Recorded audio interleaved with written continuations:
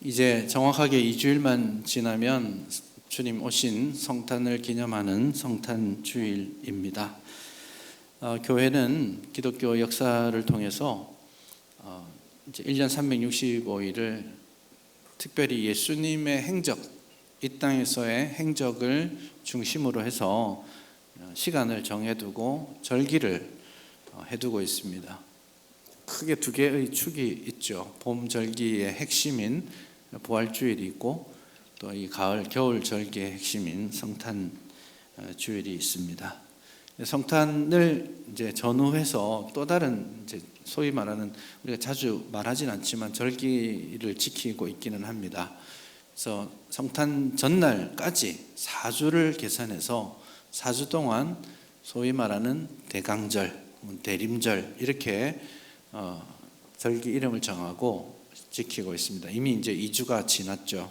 예수님의 오심을 기다리는 그런 시간들입니다. 그렇게 대강절이라고 하고 이 절기를 지키게 하는 것은 한 달 동안 예수님이 이 땅에 오신 그 사건을 다시 한번 되새기고 미리 묵상하고 그 오심을 잘 준비하고 소망할 수 있도록 그렇게 절기를 구성해 두고 있습니다. 그래서 성탄의 의미를 다시 한번 되새기고 기다리는 이 시간들을 잘 보내면 성탄절에 그 주님 오심의 그 기쁨이 훨씬 더 커지게 되겠죠.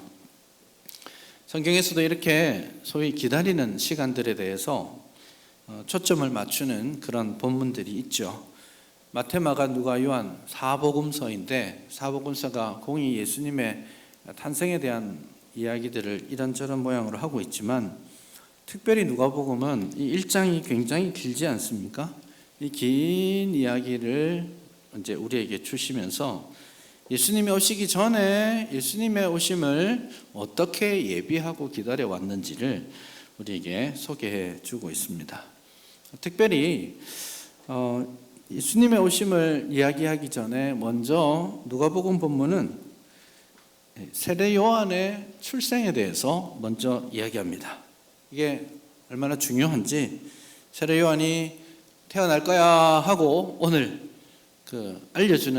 미리 알려주는 장면이 나오고 또 예수님이 나실 거야 라고 그 다음에 이제 26절서부터 알려주고 그리고 나서 세례 요한이 태어나는 과정 그리고 그 이후의 과정들을 말씀하고 그 다음에 예수님이 태어나시는 그 장면들을 소개합니다. 그래서 의도적으로 세례 요한 예고, 예수님 예고, 찬양, 그리고 세례 요한 출생, 예수님 출생. 이거 지그재그로 의도적으로 세례 요한의 출생이 가지는 그런 의미들을 되새기도록 그렇게 하고 있죠. 세례 요한이 태어남으로써 예수님의 오심을 준비해 왔던 것처럼 또 이 본문을 보면서 우리가 이 대림절 시간들을 보내면서 예수님의 오심을 어떻게 준비해야 될지도 한번 생각해 보면 좋겠습니다. 먼저 요한의 출생과 관련해서 본문은 몇 가지 중요한 정보들을 줍니다. 역사적인 정보도 주고 있죠. 5절을 보시면 제일 먼저 유대왕 헤롯 때에 이렇게 말씀하고 있습니다. 역사적인 배경이 유대왕 헤롯이 통치하고 있던 때다 이런 뜻이 되겠습니다. 우리가 알고 있는 그 헤롯 대왕이 여기서 말하는 헤롯입니다. 신약 성경에는 여러 헤롯들이 있습니다. 마태복음이나 누가복음 처음에 나오는 헤롯은 헤롯 대왕이고요. 그리고 예수님의 행적 가운데 나오는 헤롯들은 좀 다른 이름들로 나옵니다만은 이 헤롯 대왕의 아들들이 헤롯이란 이름으로 등장합니다. 헤롯 안티파스, 헤롯 빌립, 헤롯 아켈라우스 이런 이제 세 아들이 이제 가짜 왕이죠. 분봉왕처럼 한 지역의 왕으로서 지역을 다스리는 그런 역할들을 합니다. 근데 사도행전에 나오는 헤롯은 또 다른 헤롯들입니다. 그 손주들, 그 증손주들까지 다 그냥 성경은 헤롯이라고 말하니까 좀 헷갈릴 수 있는데 좀 잘 구분할 필요가 있습니다. 오늘 본문에 나오는 이 헤롯은 주전 37년도에 왕이 되고 주전 4년에 죽었습니다.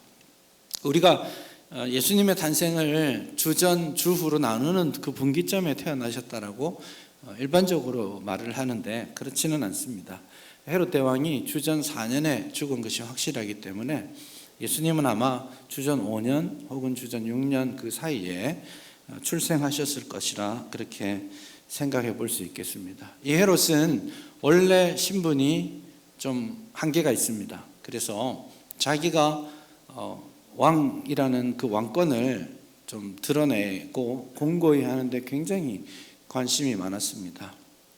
그래서 헤롯이 지었던 아주 훌륭한 그 성전, 지금도 흔적이 남아 있습니다만은 그게 60년 동안이나 헤롯 이후에도 계속 지어졌던 그런 성전이 되겠고, 여러 훌륭한 건축물들을 헤롯이 많이 지었더랬습니다.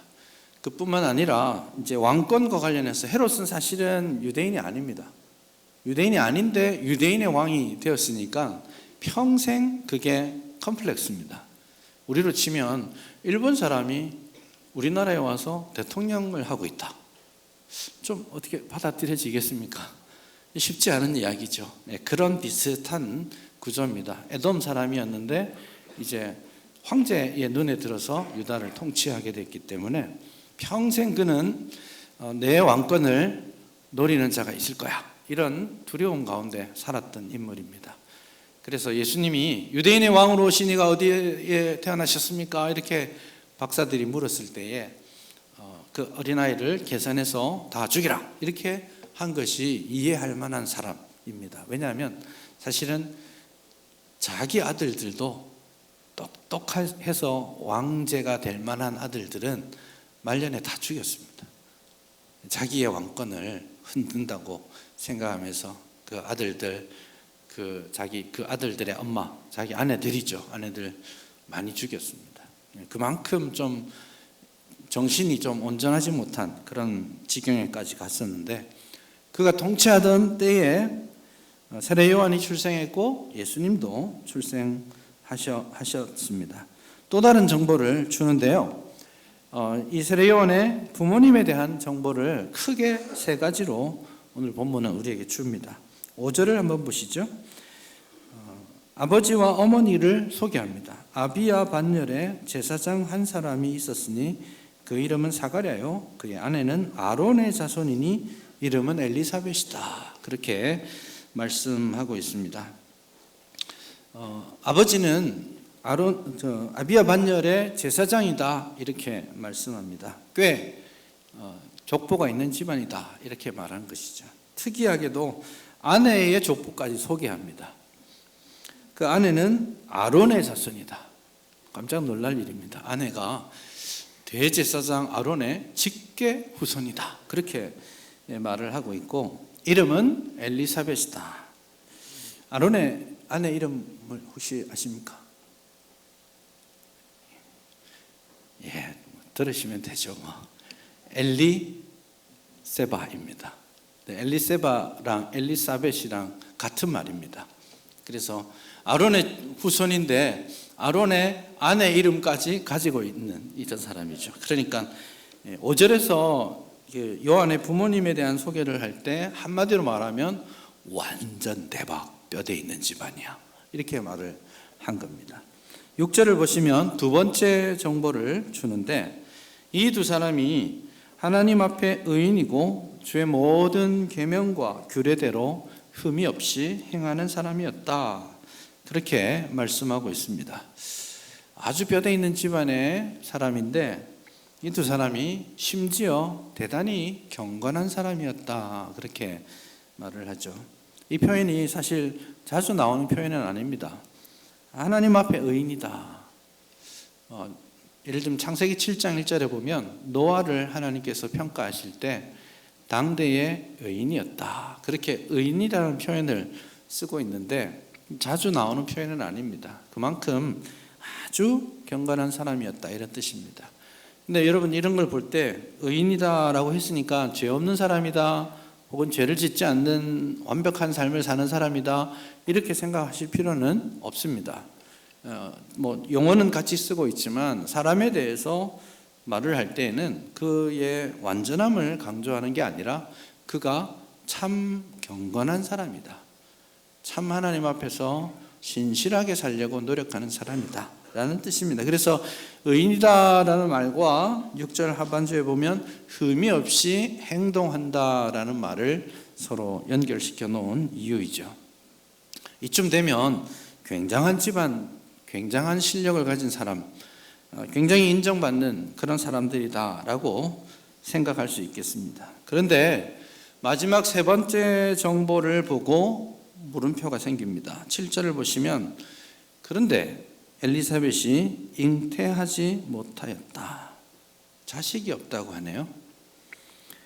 그리고 그 다음에 굉장히 절망적인 말을 덧붙입니다. 두 사람의 나이가 많더라. 이제 지금까지 자식이 없었고 앞으로도 없을 게 확실하다. 이런 겁니다. 굉장히 뼈대 있는 집안이고 굉장히 성실하고 칭찬받는 사람이고 하나님의 인정을 받는 사람인데 왜 자식이 없을까요? 이런 질문이 생깁니다.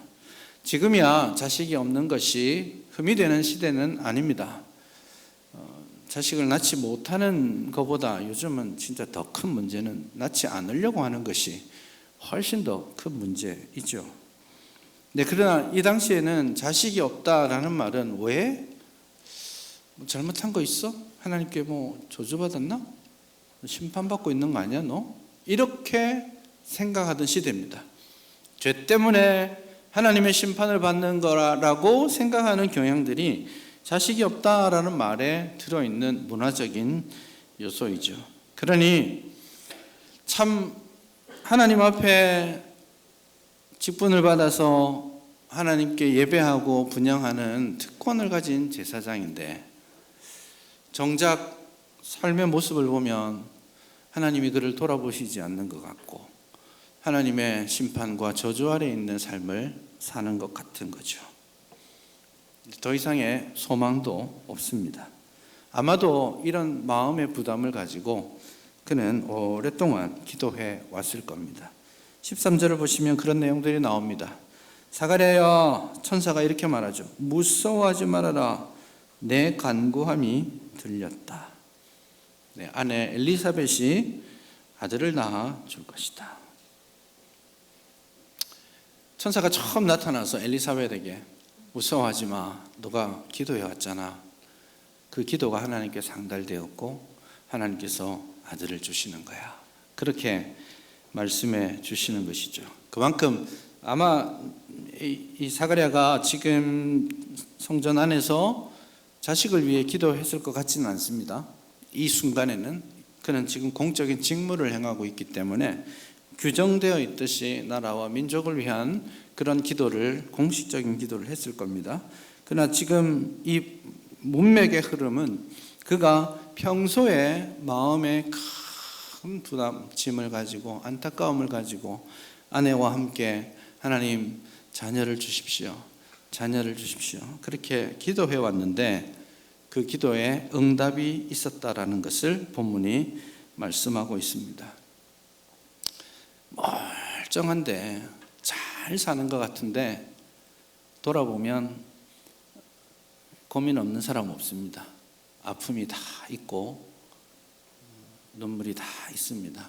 그래도 제가 나름대로는 사람들의 목소리를 듣는 일을 많이 하잖아요. 그래서 찾아와서 기도 요청을 하시고 또 대화를 나누다 보면 멀쩡하게 생겼고 참 아무 고민 없이 형통하게 사는 것 같은데 그 삶의 이야기를 듣다 보면 제일 고생하고 사는 사람 같은 그런 생각이 들 때가 있습니다. 마음의 짐을 다 가지고 삽니다. 어떨 때는 아내에게도 남편에게도 말하지 못한 마음의 부담과 죄책과 짐을 가지고 와서 쏟아내는 사람들도 있습니다. 아무하고도 공유할 수 없는 홀로 짐을 지고 가는 그 성도의 삶이 있는 거죠. 아마 타락한 본성을 가지고 이 땅을 살아가는 모든 사람들은 그럴 수밖에 없을 겁니다. 모두가 다 그런 짐이 있을 겁니다. 그런데 그 짐을 안고 살아가야 하는 것이 더 아픔이죠. 기도했더니 하나님이 딱 해결해 주시면 깔끔하게 좋을 텐데 왠지 하나님은 응답하시지 않는 것 같고, 기도하고 간절히 기도하고 눈을 떴는데 여전히 그 문제는 내 앞에 더 크게 상처로 다가오고 있는 현실들을 봅니다. 여러분, 그런 현실들이 있을 때 하나님이 내 기도를 듣지 않으시나? 잊으셨나? 이런 생각이 들 때 여러분 꼭 기억하셔야 될 게 있습니다. 오늘 사가랴에게 처음 하신 말씀이죠. 내 간구함이 들렸다. 하나님께서는 기도를 들으시는 분이십니다. 그리고 그 기도에 응답하시는 분입니다. 진짜 아이러니죠. 사가랴는 하나님께 그렇게 기도하며 하나님이 잊으셨습니까? 하나님이 기억해 주지 않으시는 것 아닙니까? 내 기도는 저 창고에 그냥 처박혀 있는 그런 잡동사니처럼 여겨지는 것 아닙니까? 이런 마음의 부담이 있었을 겁니다. 근데 진짜 웃기게도 사가랴야 이렇게 불러주시잖아요. 여러분, 사가랴라는 말의 뜻이 뭐냐면 스가랴, 사가랴 같은 뜻인데요. 하나님께서 기억하신다 이겁니다.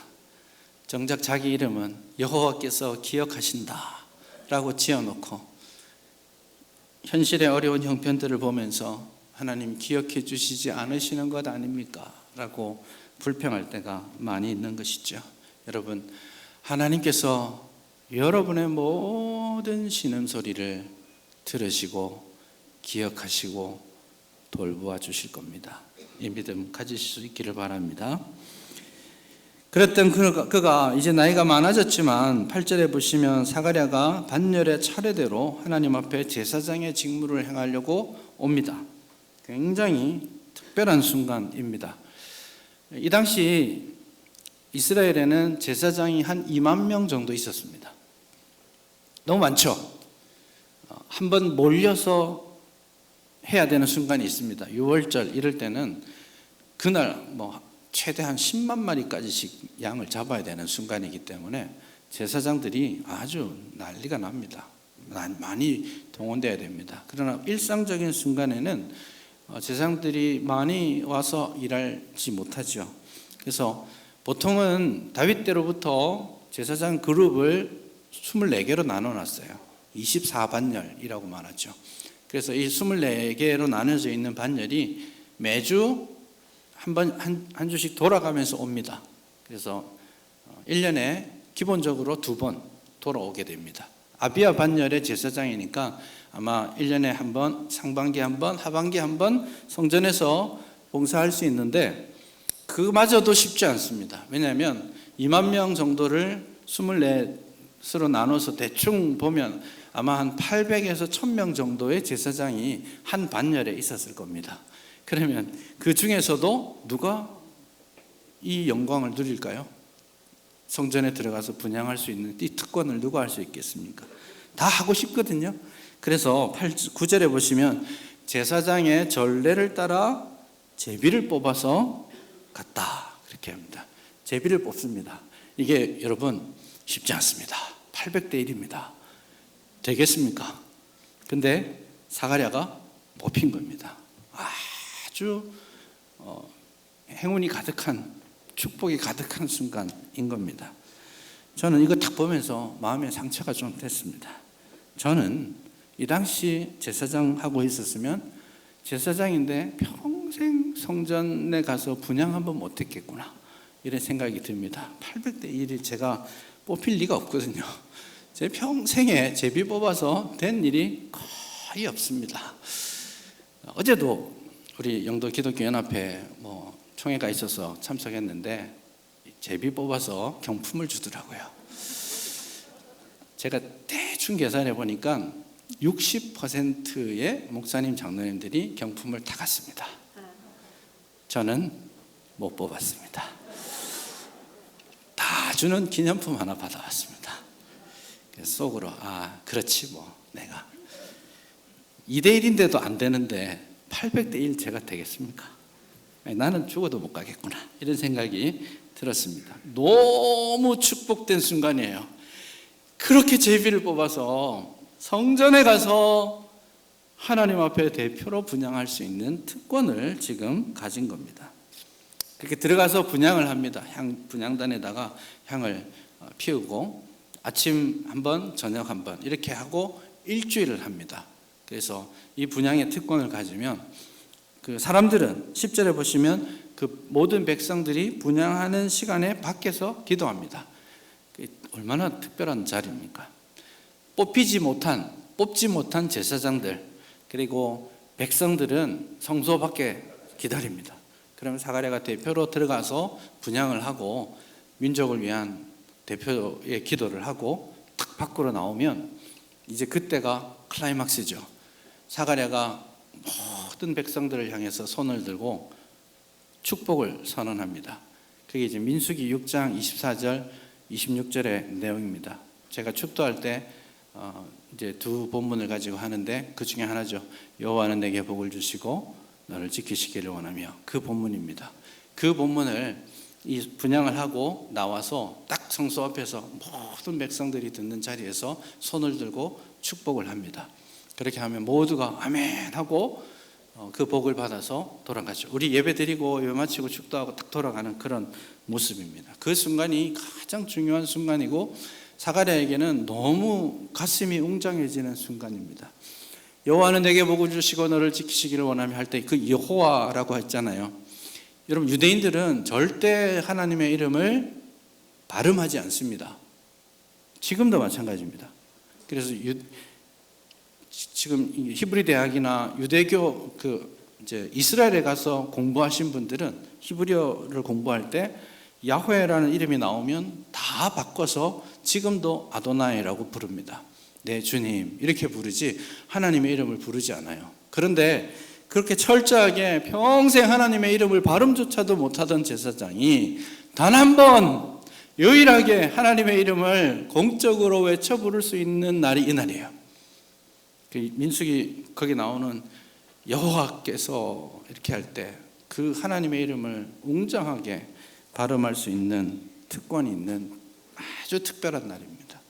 그런 봉사를 지금 이제 하고 있는 그 순간입니다. 굉장히 중요한 그 순간에 하나님의 천사가 나타나서 그에게 말을 하는 것이죠. 아들을 주겠다 했는데 뜻밖에도 사가랴는 그것을 받지 못합니다. 18절을 보시면 내가 이것을 어떻게 알리요? 내가 늙고 아내도 나이가 많습니다. 그게 가능한 일입니까? 이미 우리 다 늙었는데 진짜면 증거를 좀 대보십시오. 이렇게 말하는 겁니다. 좀 믿을 수 있는 증거를 주세요. 나 지금 못 믿겠어요. 나도 늙었고 아내도 이제 출산이 가능하지 않습니다. 그렇게 하니까 이 불신앙적인 표현, 이제 반응을 보였을 때 천사가 너 이제부터 말 못할 거야. 그렇게 말씀하시죠. 말만 못한 것은 아니에요. 여러분 본문에 나와 있지 않지만 62절에 가서 보시면 그의 아버지께 몸짓하여 무엇으로 이름을 지으려 하는가 이렇게 묻죠. 그래서 사람들이 사가랴에게 아들 이름 뭐 했으면 좋겠어요 라고 물을 때에도 뭘로 물어보는 거예요? 몸짓인 거죠. 이름 이렇게 하니까 그 말은 무슨 뜻이에요? 말을 못할 뿐만 아니라 듣지도 못하는 상황이었다라는 것을 우리가 알 수 있습니다. 굉장히 답답한 도림, 자기도 답답하지만 그 제사장의 축복을 기다리고 있던 그 백성들이 와서 그 민수기 6장의 그 선언을 듣고 집에 가야 되는데 이 사람이 나와가지고는 듣지도 말하지도 못하는 이 지경에 빠진 거죠. 하나님의 말씀이 있었을 때에 사가랴는 어떻게 그게 이루어질 수 있겠습니까? 라고 말을 하는 거죠. 그러나 여러분, 요한의 출생을 말하는 이 본문 전체가 지속적으로 강조하고 있는 하나의 주제가 있는데 그게 뭐냐면 하나님의 말씀은 반드시 이루어진다. 그겁니다. 사가랴의 그 기도에 응답하신 하나님, 말씀하신 하나님이 아들을 요한을 주신 것도 응답될 것이고 이스라엘의 모든 소망을 하나님께서 이루어 주시겠다고 약속하신 그 약속도 하나님은 이루실 거다라는 것을 말합니다. 요한의 출생 자체가 그러합니다. 요한의 출생을 이야기하면서 17절을 보시면 이 천사가 이렇게 말합니다. 그가 또 엘리야의 심령과 능력으로 주 앞에 먼저 와서 아버지의 마음을 자식에게 거스르는 자를 의인의 슬기에 돌아오게 한다. 그렇게 말씀하죠. 정확하게 말라기 4장 6절, 5절, 6절이 말씀한 것을 인용하고 있는 겁니다. 말라기 선지자가 마지막 때를 소원하면서 예언한 마지막 예언이 보라 여호와의 크고 두려운 날이 올 것인데 내가 선지자 엘리야를 너희에게 보내서 그가 아버지의 마음을 자녀에게로 자녀의 마음을 아버지에게로 돌아오게 할 것이다. 지금 이 말씀을 말라기가 먼저 했던 거죠. 400년도 더 전에 한 선지자가 바로 이 순간을 기억하면서 예언했던 말씀입니다. 많은 시간이 지났어요. 엄청나게 많은 사건 사고들이 있었습니다. 다들 잊었는지 모르겠지만 하나님은 당신께서 400년 전에 하셨던 그 약속의 말씀을 기억하고 돌보시는 겁니다. 성취하시는 겁니다. 아브라함과 이삭과 야곱에게 약속하셨던 그 약속의 말씀, 언제 이루어질지 알지 못했지만 요셉은 곧 이루어질 거라고 생각했던 것 같아요. 그래서 요셉이 죽을 때에 내 뼈 굳이 가져가지 마, 곧 올라갈 테니까 2번 고생하지 말고 올라갈 때 그냥 들고 가. 이게 요셉의 예언이었잖아요. 그리고 잊혀진 듯이 400년이 넘는 시간 동안 이스라엘은 애굽에서 압제를 당하면서 살았습니다. 하나님이 잊으셨나요? 그렇지 않습니다. 이스라엘의 부르짖음 소리를 들으시고 출애굽기 2장 23절 이하에 보시면 여호와께서 그들의 부르짖음을 들으시고 아브라함과 이삭과 야곱과 맺으셨던 언약을 기억하시고 돌보셨다. 똑같은 말씀을 하십니다. 여기서도 그렇고 거기서도 그렇고 돌보셨다, 돌아보셨다, 이 말은 방문하셨다라는 뜻입니다. 하나님이 기억하시고 방문하셔서 이제 문제를 해결해 주시게 된다라는 겁니다. 다만 시간이 다른 거죠. 시간이 다를 뿐입니다. 그래서 오늘 본문을 보시면 20절을 보시면 천사가 그렇게 말을 하죠. 말 못하는 자가 될 것이다. 너희가 믿지 않았기 때문이야 라고 말하고는 이렇게 말합니다. 때가 이르면 내 말이 이루어지리라. 이 두 가지 진리를 잘 기억하셔야 됩니다. 내 말이 이루어지리라 믿으시죠? 하나님의 말씀은 이루어질 겁니다. 사람의 말과 달라요. 사람은 결단하고 뭐 말을 하지만 말대로 못하는 게 사람이에요. 능력이 없으니까, 악하니까. 그럼 하나님은 말씀하시면 이루시는 겁니다. 하나님의 말씀은 곧 성취하시는 능력입니다. 하나님의 말씀은 이루어지리라 라고 말씀했는데 그 앞에 이런 말이 들어있죠. 때가 이르면, 하나님의 때가 되면. 누구의 때입니까? 내가 기대하는 때입니까? 내가 소원하는 그 순간입니까? 아니요. 하나님이 기대하시던 때, 하나님이 정해두신 때, 하나님의 방법대로 하나님께서 일하시는 겁니다. 그 차이를 극복해야 돼요. 이게 힘든 이유가 하나님의 시간과 내 시간이 자꾸 틀어지기 때문에 힘든 겁니다. 하나님 지금 이거 필요해요라고 기도하지만 하나님은 당신의 때에 그것을 주실 겁니다. 그 간격이 생겼을 때에 연약한 우리는 두려워합니다. 그때 걱정합니다. 실망도 합니다. 좌절하기도 합니다. 하나님을 향해 불평을 하기도 합니다. 하나님의 때를 기다리지 못하는 거예요. 그래서 이루어지지 않고 있을 때에 하나님의 시간을 저는 신뢰합니다. 하나님의 때를 저는 기다리겠습니다. 그렇게 말할 수 있어야 할 겁니다.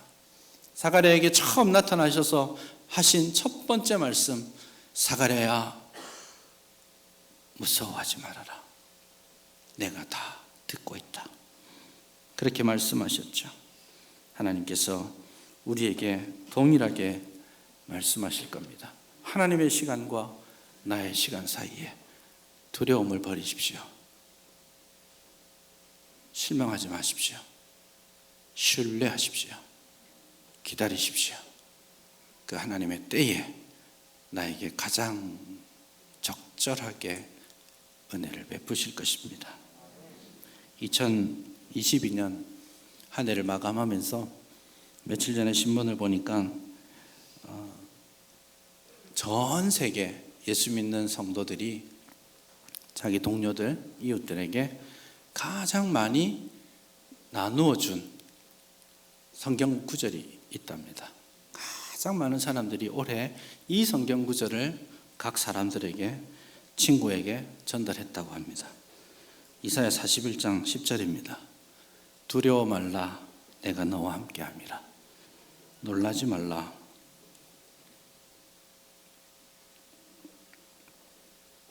나는 내 하나님이 됨이라. 두려워 말라, 내가 너와 함께함이라. 놀라지 말라, 나는 내 하나님이 됨이라. 근데 그거 보면서 좀 짠했습니다. 많이 힘드시구나. 참 많이 힘들었구나. 그래서 두려워하지 말자, 놀라지 말자, 하나님 믿자, 그렇게 말하는 거 아닌가 생각합니다.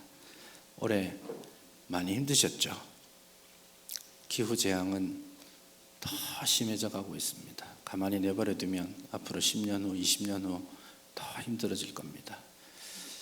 20년 동안 2배가 넘는 기후재앙들이 있었습니다. 그 재앙은 훨씬 더 심각해져 가고 있죠. 특단의 조처가 필요한 상황입니다. 기후를, 땅을 지켜내기 위한 노력이 필요한 시점입니다. 우리 조상들이 이 땅을 우리에게 물려줬다고 생각하시면 큰 오산입니다. 우리 후손들에게서 빌려와서 쓰는 겁니다. 잘 쓰고 우리 자녀들이 쓸 수 있도록 이 땅을 지켜야 되죠. 인간의 욕심 때문에 탐욕이 지구를 아프게 하고 있고, 그것은 돌아서서 우리를 더 힘들게 만들 겁니다. 코로나도 여전합니다. 3년 동안 여러분 전 세계 660만 명 죽었습니다. 부산 시민 2배가 죽었어요. 요즘 뉴스에 나오지 않지만 지금도 매일 50명이 넘는 사람들이 우리나라에서 코로나로 죽고 있습니다. 6만 명이 코로나에 감염되고 있고요. 지금은 우리나라가 전 세계에서 가장 많이 확진자가 나오는 나라가 되어 있습니다. 얼마 전 생떼 같은 우리 청년들이 길을 가다가 그렇게 죽음을 맞이합니다. 상상할 수 없는 시간들, 아픔들이 있었습니다. 전쟁에 대한 두려움과 공포, 우크라이나 전쟁, 불안, 슬픔, 이런 주제들이 우리의 머릿속에 가득했던 한 해입니다. 내 월급 말고는 다 올랐죠. 물가 무지하게 많이 올랐습니다. 어떻게 먹고 사나 고민이 많이 되는 그런 시간들입니다. 걱정되죠. 두려움도 있죠. 정말 하나님이 나를 돌아보시는 건가? 그런 아쉬운 마음들도 있을 겁니다. 그러나 여러분, 두려워하지 마십시다. 하나님께서 우리와 함께 하십니다. 놀라지 마십시다. 그는 우리의 참 하나님이요, 우리는 그분의 자녀가 아닙니까?